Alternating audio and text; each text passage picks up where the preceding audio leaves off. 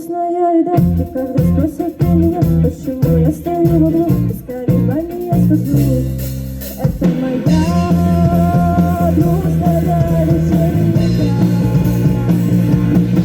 Проходи, не надо снимать картинки.